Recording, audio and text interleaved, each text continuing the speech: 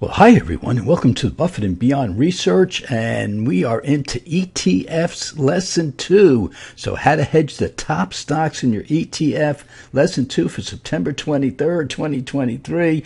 1, 2, 3, and you're done. And this is how you beat the market averages with less risk, and we're going to show you something that you're going to love. And remember, folks, if you want to live on this beach like Jimmy Buffett once did, you've got to learn how to invest even better than Warren Buffett does now. So let's go over some of the ETFs real quickly in the charts, and with the market down and trying to find a bottom, you can see, and this is the S&P 500, and we'll go over this, more of this in our market update, our Saturday market update, and you can see, yes, right in here is that line that the S&P is trying to hold, and we want to see if it holds up here in the short-term indicator, and down here when this indicator turned down has us worried. We want to see it turn back up again so it doesn't go below this point here.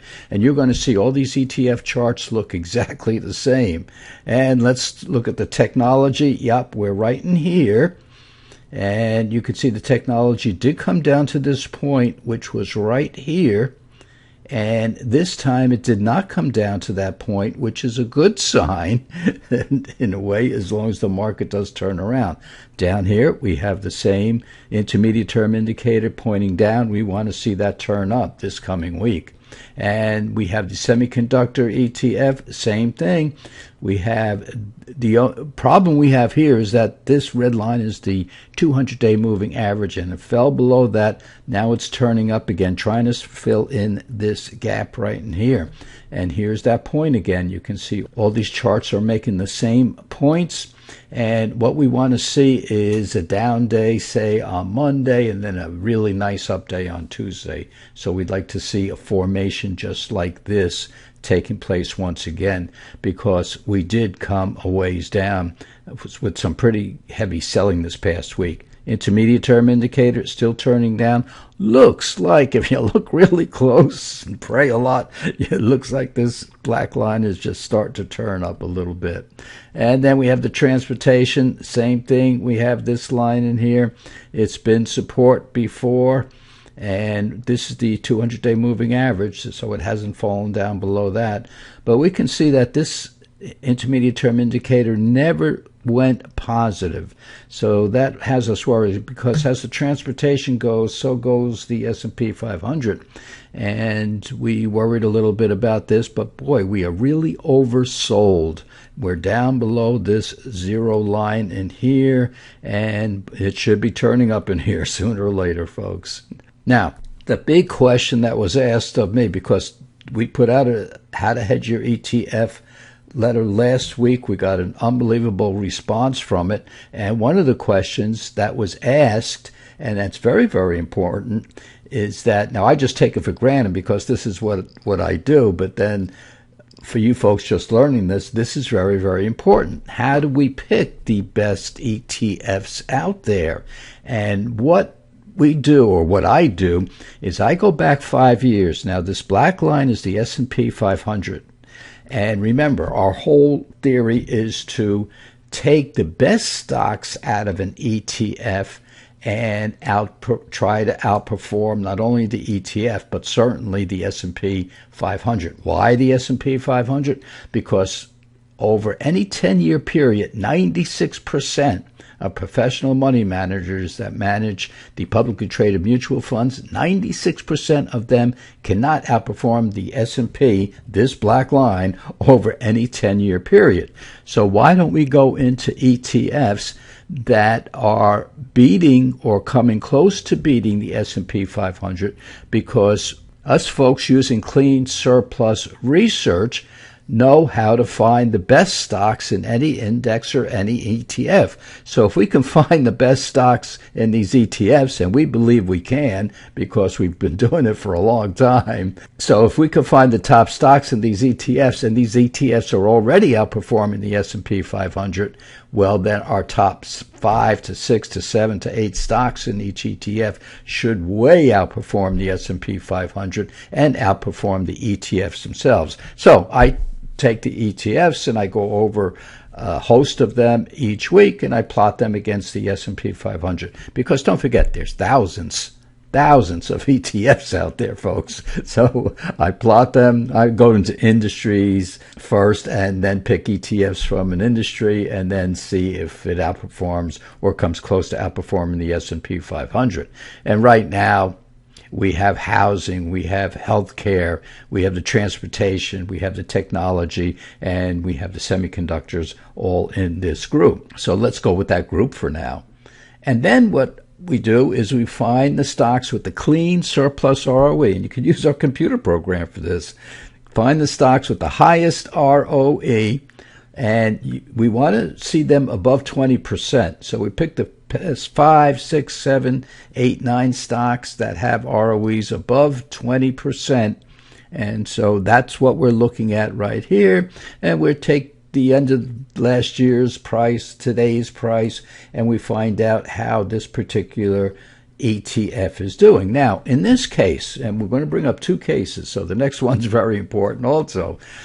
The S&P was returning, and this was up until about mid-September, just last week. So we're looking at the S&P up 15.9% at the time. This XSD, which is a semiconductor ETF, was up 19.5%, but the top 5 stocks were up an average of 60.8%. So if we look at that, we can see that, well, in some years, and we will see, in some years, like last year, 2022, these ETFs were negative. And what we're trying to do is avoid the negativity.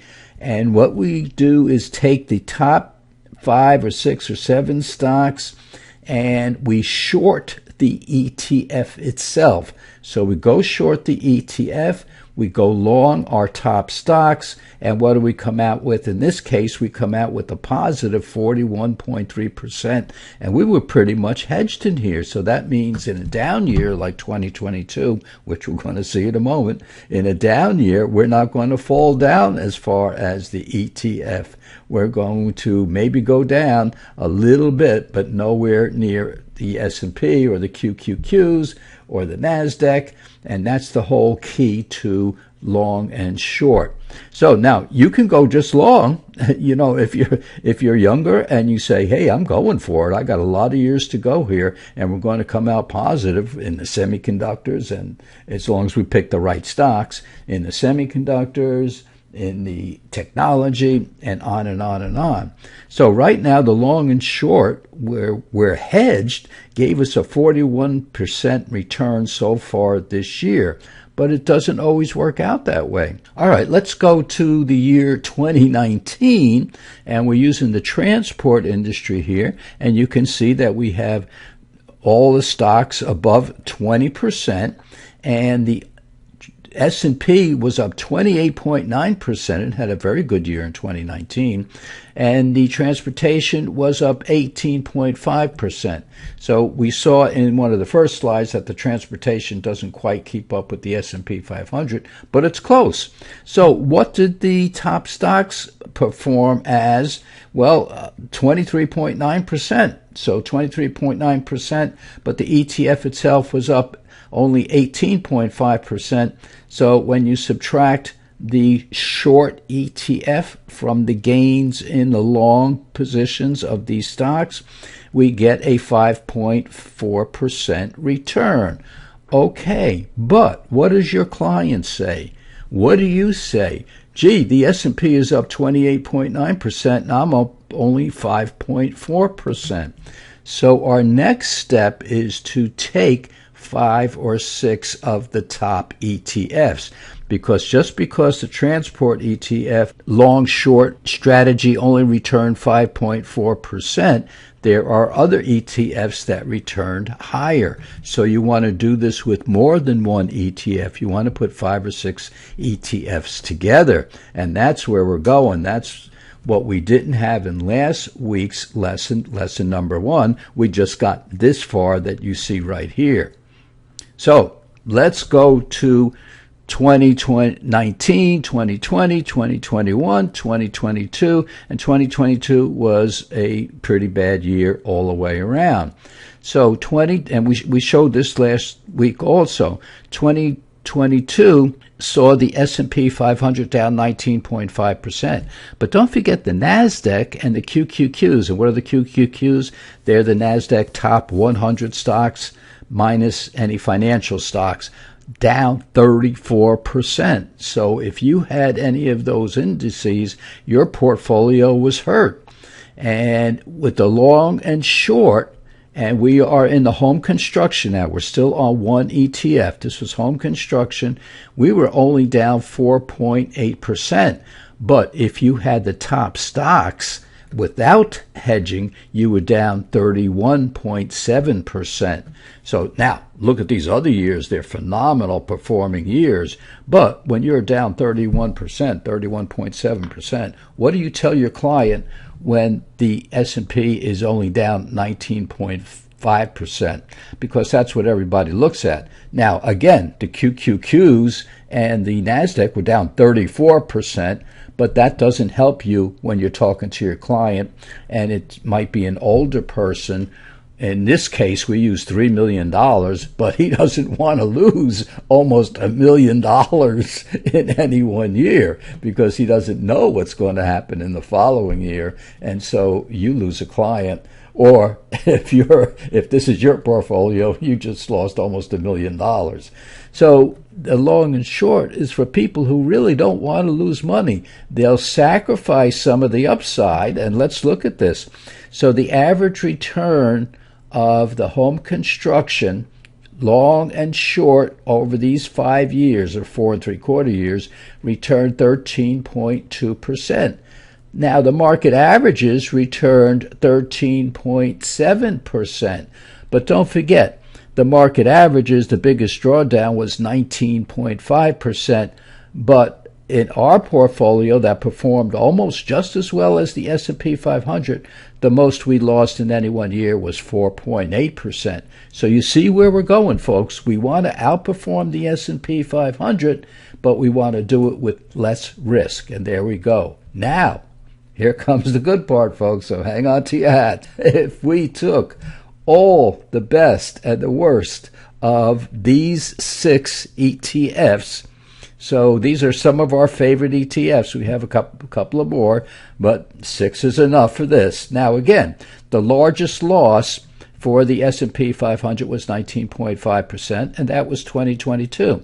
QQQs and the NASDAQ lost 34%. So what were the worst years if you put all these ETFs together and had, say, 5 stocks from the semiconductor, 5 stocks from technology, 5 or 6 stocks from transport, and on, and you put them all together. So maybe you have 25 or 30 stocks, and then you're short these 6 ETFs. So the worst loss, or the average of the worst losses, was negative 4.3%. What was the largest loss for the S&P 500? 19.5.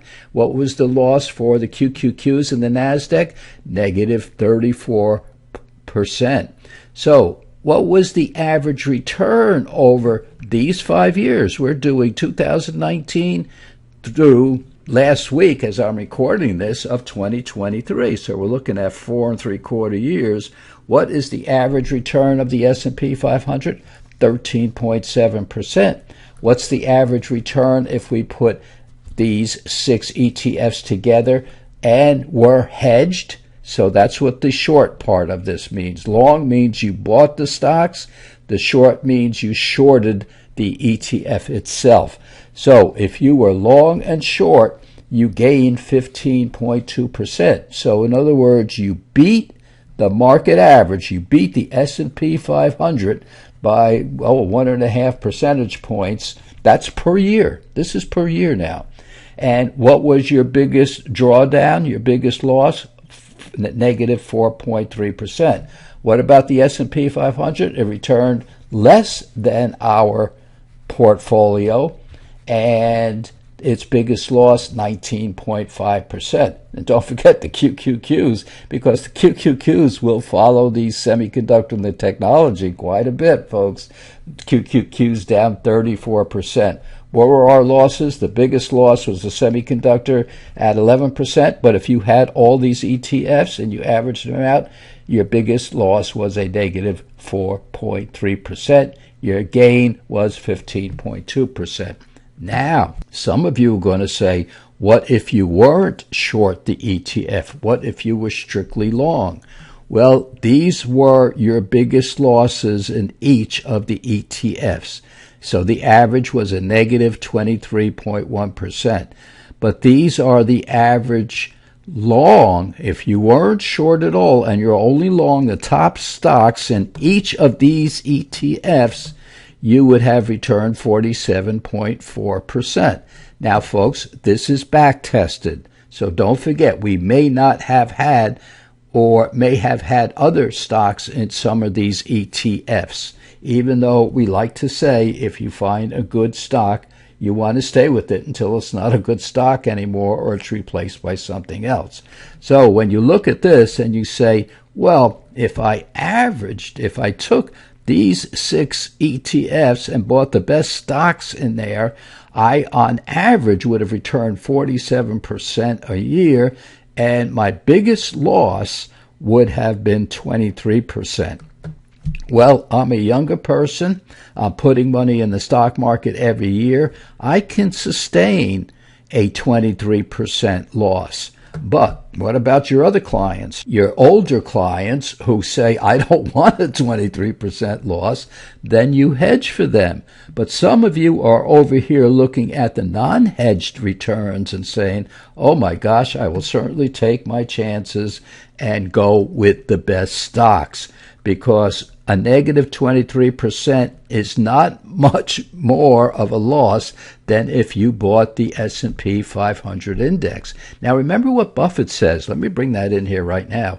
Buffett says emphatically, right now, he will not ever again outperform the S&P 500 because he's handling too much money. And he says that in interview after interview after interview. And don't forget, our top 30 stocks are doubling Buffett's returns over the past 22 years. So we have a good system here, folks, that he used to use when he bought exchange-traded stocks. But when he got to be too big, he had to buy entire companies, and that has hurt his performance. He's got a nice track record. Don't get me wrong. He's almost, well, not quite doubled the S&P 500. He's outperformed the S&P 500 over all these years by about 50%. But we have almost tripled the S&P 500 over the past 22 years. So it's just something to consider.